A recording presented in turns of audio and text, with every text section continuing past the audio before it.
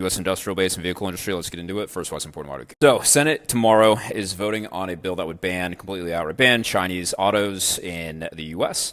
In the lead up to that, they had a number of executives come in, Ford, chairman, CEO, also coming in, testifying, just giving advice, comments, etc., in which he said U.S. can't expect to keep Chinese vehicles out of the U.S. market forever. So a few different thoughts here. One, yes, you absolutely can keep them out forever if you want. I mean, if it's a national security concern, you can absolutely draft policy to keep Chinese vehicles out of the U.S. market.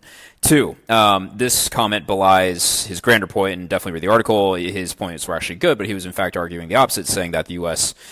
Should be ready to compete with their Chinese counterparts in the vehicle industry. Why this comes at such a critical time is Chinese EVs primarily have been flooding most of the markets abroad, where large companies like Ford, but others, make a lot of their money, so not just in the U.S. market. International markets are being fought over by U.S. and Chinese automakers. The big thing here is cost, and now pretty synonymous, but when you think of Chinese autos, especially Chinese electric cars, what do you think of? Pretty synonymous with low cost.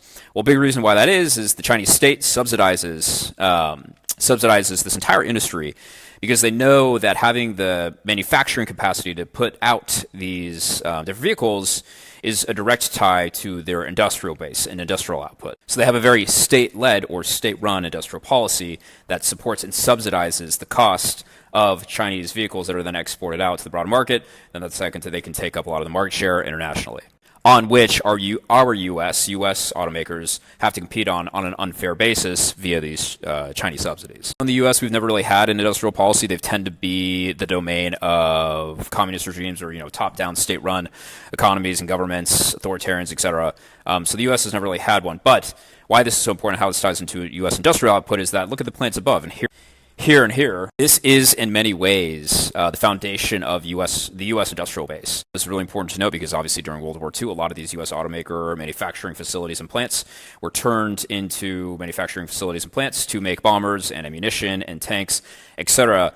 That led to the U.S. and Allied victory in World War II. We were able to out-manufacture and outproduce because we had the largest industrial base at the time in the world. Taking a look at vehicle production in the world today, it's a good proxy of roughly industrial production capacity output and manufacturing capacity output today. Now, this is also being helped by a new wave of reindustrialization in the U.S. is what we mean by the smaller players coming online. So give it 30 plus years. See that number go up. Leave you this video. Like and subscribe for more. See that little building down there?